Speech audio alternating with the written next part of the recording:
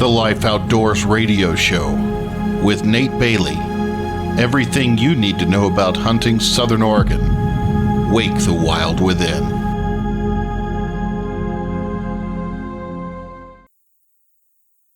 Hello, before we jump into this week's podcast, we'd like to invite you to partner with us to help us. If we've done anything to help you with the Life Outdoors podcast, there's one way you could help us, and there's a couple ways, but one big way that you could help us is by sharing this with other people and giving us a rating on iTunes or on Spotify and commenting. Those things will help this podcast get out to more people. Another way you can help is go to thelifeoutdoors.com, and that's with a Z on the end, thelifeoutdoors.com, and maybe purchase an item to help keep this on the air. That's how we do this. That's how we pay for it. So we just thought we'd bring this to you guys' attention. Now let's get into the podcast. Welcome to the Life Outdoors podcast. We are titling this podcast, We Believe in Pack Goats. And the reason I'm going to title it this way is because of a post that I created in Backcountry Hunting and Gear on Facebook. It's a group on Facebook. It's a great group, by the way. But it's a group on Facebook, and I recently produced a video about my pack goats and what I've learned so far about them on our YouTube channel, the Life Outdoors YouTube channel. And I left that on that group, and I was surprised. So people were watching the video and commenting in the group, and I was absolutely surprised at how many people, honestly, haven't seen pack goats yet, or haven't heard about them, or didn't know a whole lot about them. And it blew me away. It really blew me away because there's quite a bit of content out there about pack goats. If you look at packgoats.com and Mark Warnke and Russ Packs, those guys are putting out a bunch of content about pack goats and talking a lot about, the benefits and where pack goats can be used. And even, there's an association, the National Pack Goats, I can't remember exactly the name of it, National Pack Goat Association. But there's all these things that are out there, and people don't understand that much about them. I find it kind of unreal. And then after having pack goats, I find it really unreal. Let me find this link for you for the National Pack Goats Association, and they're doing a bunch of things for pack goating. And one of the big things that's going against pack goats right now are the fact that they're afraid that they might be transferring diseases to sheep. Pink eye being one big disease that could hurt sheep. But what a lot of people don't understand about pack goating is all of us pack goaters are testing our goats all the time, because we have to try to get our goats to be as big as we can get them. One of the biggest reasons we're trying to get them that big is because we're trying to pack as much as we can on each goat. So we're always testing our goats for different things. And so for people to actually think that pack goats, our goats, are creating problems up in sheep country, I think that is kind of a misnomer about pack goats. Maybe there's some problems, with a big group of goats that are not being tested, and that people are not able, big livestock groups of goats where people aren't able to test their goats and know exactly the health benefit. I mean, people that don't name their goats, let's just put it that way. They use their goats for different things, and I'm not against that by any means. I'm just saying that might have more of a problem. But even then, there's been a lot of studies going on, and even then, some of those goats they found in a herd where they're not carrying any of these diseases. So it's one of those things where I think people are worried about, because our sheep are really important in America. That's a huge thing that we cannot lose. So I get it, right? But I don't know. It's one of those things where we have to start looking at individual ideas. And one of the things about it is if we show a certificate of our goats being disease free, I think they shouldn't close off areas to pack goats. Now, I know in Oregon there's not a problem with this, especially where I am going to take my goats. My goats are going in the Cascades. We don't have any sheep in the areas that we go in, so it's not even an issue. And a lot of the problems that are carried into the woods, that they say are carried into the woods, are actually in a lot of different animals. They're even in deer and elk. So it's kind of a weird situation, but that's not really the reason that I wanted to create this podcast. The reason I wanted to create it is to let you guys know that we have taken on pack goats. We're in fully. I have 4 goats. I have 2 Oberhasli Alpine mixes, and then I have a Nubian Alpine mix. And the goat themselves, I'm hoping they're going to finish somewhere around 200 pounds. Now, this is a long-term thing. You don't just jump into pack goats and say, I'm going to raise pack goats and then hope to put weight on them, in the first year. My hunting dogs, when I get them, they hunt within their first year. About the end of their first year, they're already hunting most of the time. That's not the same with pack goats. The thing about pack goats is you're getting a dairy goat. That's the breed.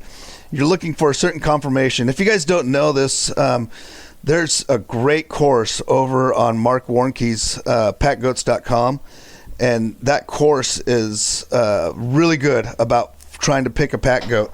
Another thing is you got to be really, really careful on what you pick. Not every goat out there is going to be worth you putting in the 4 years it takes to get a good goat. Now, don't get me wrong, and here's the problem. Pack goats are such a cool animal that they're going to become your pet really quick, especially if you're bottle babying, which I suggest. If you get any kind of goats, you want to bottle baby, get them as bottle babies, and then they start associating you with being their mother and the leader of their herd. So you should do that. But if you do that, you get attached to them. These things aren't livestock anymore. They're actually your pets and something that you spend a lot of time with. So make sure that you look at pack, at the best goat you could get for what you're trying to do. And one of the biggest things I could tell you about doing that is find a good dairy breed. Look for size, but look for legs.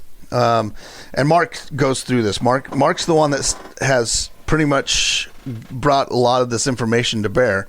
But look at the legs of the goats and see how tall they are.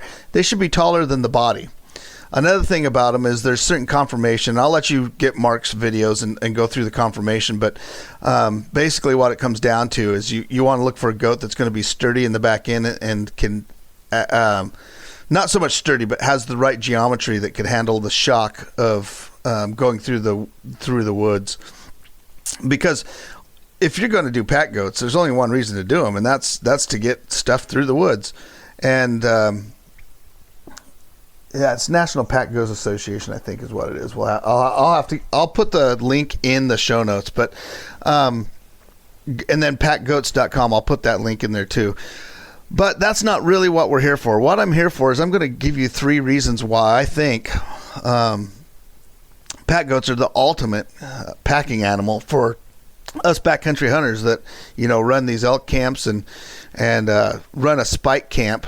That's kind of how we do things. Is we tend to carry everything on our back, and there's some places that we go in that are 8-9 miles in, and I'm getting in my 50s now. I'm a grandfather, and not that I can't do it still. I still can. I still do it well. I've got myself out of shape a little bit. I need to get back in shape, but I'm looking into the future. I'm looking at 65 to 75. I want to be able to still do this stuff. So pack goats are, and I don't need a big mule train either. I don't want to take care of horses in the woods. I don't want to take care of mules in the woods. I don't want to take care of llamas in the woods. So the 3 big reasons I'll tell you what the three big reasons are first, and then I'll go into it from there, and I'll kind of explain those reasons. The first reason is pack goats are extremely easy. They're extremely easy to get, extremely easy to care for, and extremely easy to hunt with. Now, I haven't hunted with mine. Let me take that. I haven't hunted with them because they don't pack anything in for me, but I do take them with me. And I will hunt elk with them. Even though they're not going to pack anything for me this year, they're going to be up in the elk woods with me. Just because I think there's some advantages to it, and also I think the goats need to get used to it. They need to get used to the bugling. They need to get used to all the stuff that goes on before I depend on them. So they're extremely easy. That's number one. Number two, they are extremely agile. They will go anywhere that you can go. I guarantee you a goat can go more places than you can go. And that's already been proven. I live in the woods, and I have huge boulders and stuff behind my house, and we go on walks all the time. And I got pack goats that are, my goats are I got some just over a year old, and I got some that are 4 months old. And both sets of those guys could go, they go everywhere. They love to go those places. And the third reason is because they're extremely friendly. They are almost like man's best friend. They're actually easier a lot of times and more friendly sometimes than dogs can be. Now, don't get me wrong, I love my dogs. Cole, our duck dog, is absolutely great. But I'll tell you, pack goats are really easy. They're really easy. So let's go back to number one and talk about what makes them so easy. Well, the first thing is they're cheap. My goats, and don't get me wrong, you should probably look. I think the top pack goat babies, so if you're getting little bucklings or doelings, and you're getting them from a really good breeder like Mark or some others out there, you could spend up to $750 for a goat, I think. But majority of them, I bet you're around $300, and that's with good genetics and people that have been pack goating for, as long as pack goating's really been around in America. You should really look at how much a mule cost or a llama cost, and then look at a pack goat. They cost a whole lot less, and quite honestly, I don't know. I've been around mules. I haven't never been around llamas, other than just being around them. I've never hunted with them or anything else. But I've hunted with mules, and I ended up hunting mules more than I was hunting elk, trying to get them back at times. So, a good mule is worth its weight in gold. But I bet you there's only 5% of the mules that are good out there, and I know the guys that run them all the time have real good luck with mules, and they like mules. But if you're going to have, like me, unless you're running them every day up in the woods, or at least once a month up in the woods, they're just out in your field, and then they're going to blow up the first snake they come across, or they're going to blow up the first bear that they come across. And pack goats aren't that way.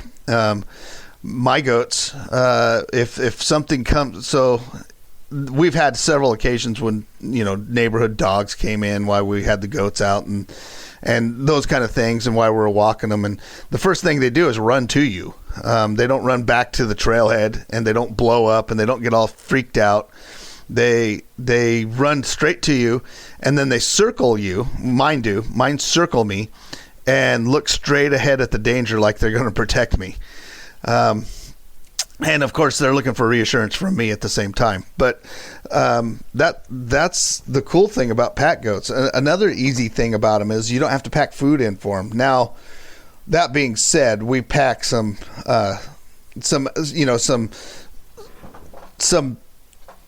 like goat pellets or something that will help get them their vitamins. Because you never know what all you're getting out in the browse throughout the forest. But they are extremely easy to take care of. One of the things, though, you got to watch is if you're feeding your goats, if you have to... Hunting Southern Oregon. The Life Outdoors radio show on Gold Country Radio with Nate Bailey. Keep it tuned right here for more ways to perfect your craft. Coming up next, Wake the wild within. Want to get your business noticed? Sponsor a show on KKFO Gold Country Radio on 103.3 FM and create awareness through on-air announcements, our online stream at goldcountryradio.org, and our podcasts that live on forever. Your message reaches a broad local audience while also targeting listeners who choose to tune in to the shows they love. Plus, we promote your sponsorship across our website and social media. For more information, email goldcountryradio@gmail.com. Call 541-238-6989 or visit goldcountryradio.org. Gold Country Radio, your message heard locally and beyond. The Life Outdoors Radio Show with Nate Bailey. Everything you need to know about hunting Southern Oregon. Wake the wild within.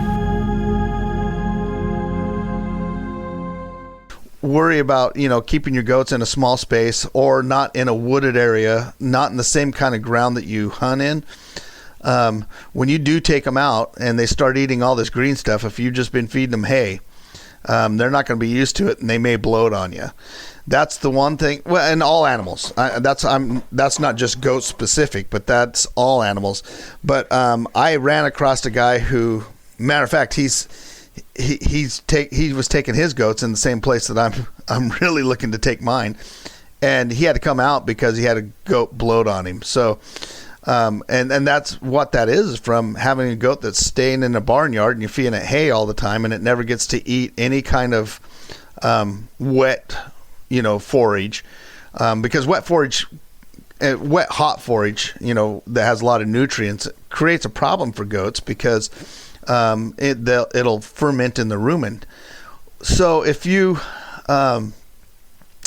if my goats, I encourage them to eat that stuff around me, and I take them around, but not everybody's able to do that. Not everybody lives in the woods like I do. So I take my goats and let them browse through and eat the same stuff that they would be eating in the backcountry, and it helps them get used to being able to, go through that stuff. But if you just take a goat that's dry out there on hay and then put him right out in the middle of that, I bet you they're going to have, at least have diarrhea on you. So that's one of the less things about, you got to watch out for. But as far as being easy, they stake out easy. They don't take a whole lot of gear. It doesn't cost a lot of money to transport them. You can put them in the back of your pickup.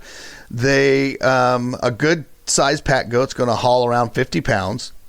So that's a lot. My packs are under 50 pounds when I'm hunting for a week in the woods, and that's a lot of weight. So if you have 4 of those to haul 200 pounds, that's going to keep everybody going longer. Goats are pack goats. The goats that you spend your time with are easy for people to be around if they're trained properly. You got to spend your time with them. It's like a dog. A dog that's not trained is a pain in the neck. Same with goats, but they are trainable. So that's the first thing that I wanted to bring out is how easy pack goats are. The second thing is how much agility they have. My goats choose when I let them out and let them free range. So here's the deal: as I back up to about thousands of acres of wooded properties, but the town that I live in just bought the property that's adjacent to mine. There's 400 and some odd acres there, and so there's a walking trail. It's an old logging railroad trestle, and we take the goats down that all the time. And off the side, when they built the town, they pushed all the big boulders off the side of that trail. So I take the goats down to those big boulders, or when I let them out, I live close enough, they want to go down there. They won't stray from me. That's another thing that makes them easy. Goats don't stray from you. If you raised them as babies, and then you take them on constant walks, and you're the alpha of the group, they won't stray from you, which is cool. I mean, that's one of the best things about them. I could elk hunt with them untethered and not worry about them at all. Matter of fact, I think, and I've bought the goats that I got for the color that I got because they look like miniature little elk. My big goats look like they have miniature spikes. And so when I'm calling bulls, they're going to be riding in along with me, and I don't have I guarantee you the bulls, it'll make them at least a little curious. We already have deer come to us when I'm walking the pack goats. They come over to us, which is crazy to watch a deer, and I have to keep back and when the dog's with us, of course the deer don't come in, but when I just have the goats, the deer will come right to us, and they're curious about them. They don't quite know what to think about them, but I'm sure when I'm bugling elk that having some elk looking animals up above me chowing is going to probably help matters, just saying. But so with that, we got the pack goats. They're extremely agile. They love the rocks. My goats run towards the rocks or anything high, and they love to play on them. They love to jump. Matter of fact, you could just see them get happy when they see those rocks. They just get happy. They quit eating and they start playing.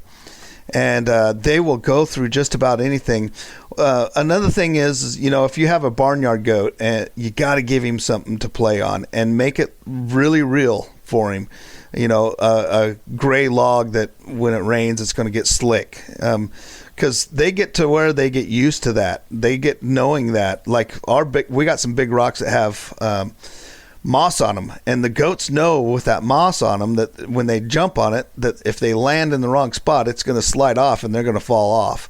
And those are great lessons to learn before they start packing, to make them more agile. And they just come that way, though. If you get alpines or Oberhassis or Hasley, I mispronounce that all the time. But anyhow, if you get these goats that were raised, that their lineage comes from the mountains, the Swiss Alps, and all this, they're built for this stuff, and they love it. They absolutely love it. Now that brings us to the third thing, and one of my favorite things about goats, and something that I did not know and my wife did not know, is when we got goats, how much we'd fall in love with these things. They are goofy as all get out. And they all have their own personalities, and they're just great goats. So I have 4, like I said. They're all connected. So 2 of them, their dad is the grandfather of the other 2 that I have. So it's kind of weird how that works out. But anyhow, they all have a lot of very big alpine in them. Their dad was in 225 range. And then I crossed into that alpine. I didn't cross, the breeder did. Crossed Nubian into, so like a 25% Nubian into the alpine. And they got really alpine features. But the big thing is that color. And then my other 2 were Oberhasli and alpine, which brings that brown tannish color.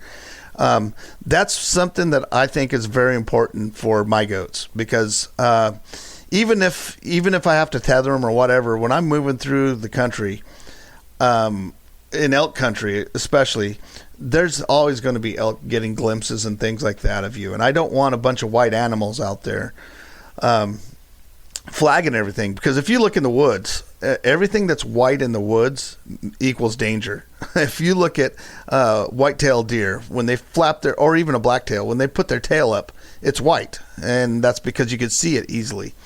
So if you look throughout most of the woods, white means danger, and it's usually a flagging thing. So that's the reason that I really look for those tannish, brownish goats. Now that creates a problem. I've been told that creates a problem for predatory reasons, is when people see when predators see that, they equate it with food, whereas the white, they don't so much. But I'll keep the goats tethered towards me and always have a bell on them at night. So if something comes around at night, they will ring their bells. I guarantee you. And I'll probably hear them yell at me before they ring the bells. They will let me know before whatever is coming around gets close enough. The goats are extremely adapted to their surroundings. I'll tell you what, when I'm taking my goats for a walk, they will let me know when there's something around before I know that there's something around. And it's pretty amazing, if you just pay attention to what's going on, how well the goats know what's going on around them. So they're extremely friendly. That's one of the biggest drawbacks of goats is when you want to camp and you're trying to sleep. The biggest problem that I'm going to have, I think, is the goats wanting to sleep with us in our tent. So I think I'm going to have to stake them out. I haven't done it yet. We're going to take them up here as little guys, and they're just going to go camping with us. They're just going to follow me. I'm not going to put any weight on them, and just let them camp with me and spend the night up there, just so they get used to it. But in camp, man, can you imagine what it'd be like to be glassing bears up on top of a ridge and having the goats just kind of mingle around and goof off and come over and nudge you because they want to have their belly scratched or something like that. And they're not overbearing. You know how sometimes a dog could just be like, drive you nuts? My goats aren't like that. They do want their scratches and they want their love, but they're like a real mellow dog is what they are. And you just, give them some love, and then they're like, okay, good. I got my love. Dad loves me. I'm going to go do my own thing within eyesight of Dad. They won't get out of eyesight. That's one thing that you'll find with, if you do it right, if you get that ingrained herd, ingrained into them, they will follow you, to the death, I'm sure.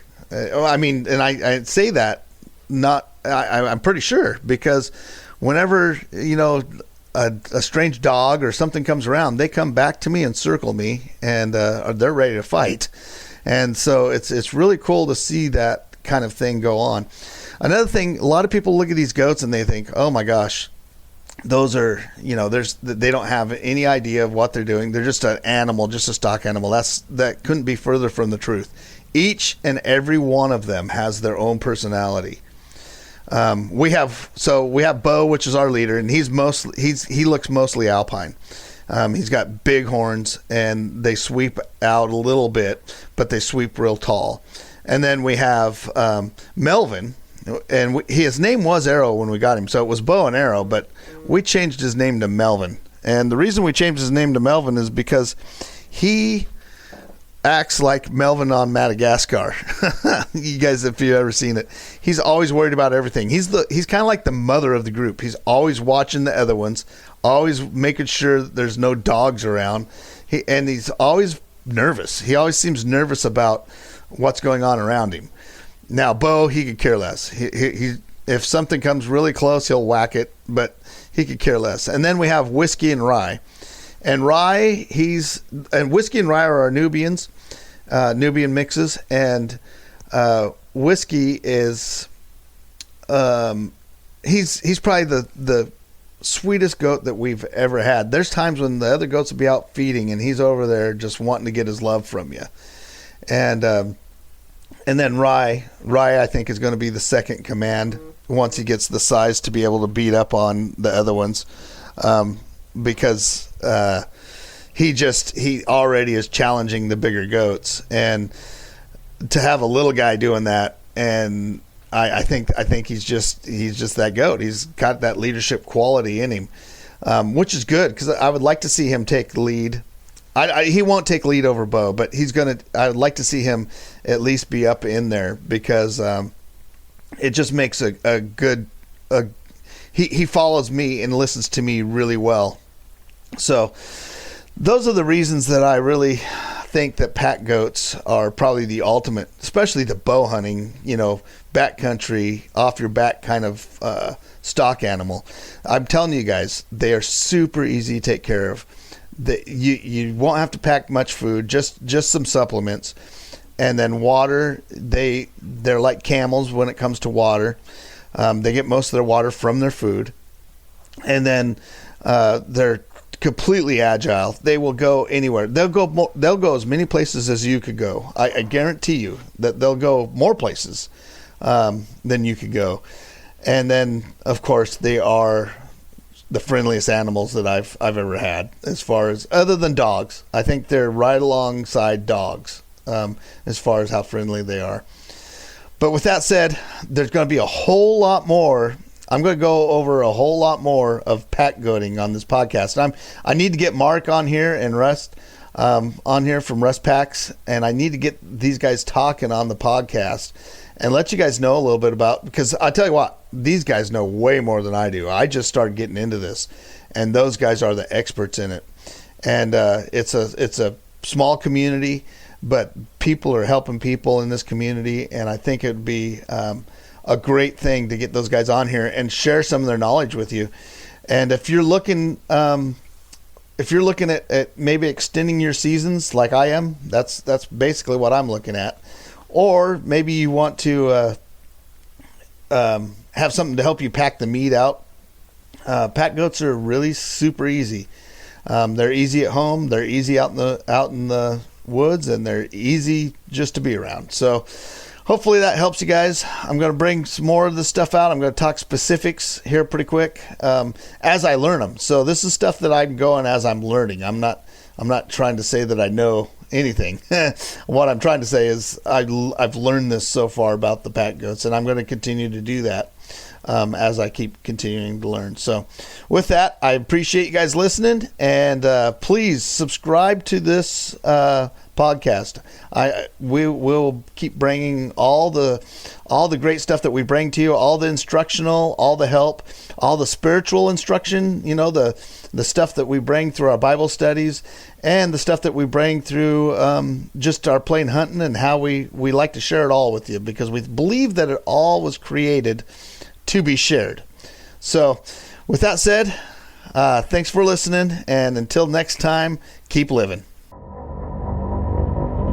Thanks for listening to the Life Outdoors radio show. Tune in next Sunday evening at 7 p.m. to continue to hone the primitive skills that man has always been meant to master. Hunting Southern Oregon. The Life Outdoors radio show with Nate Bailey. Wake the wild within.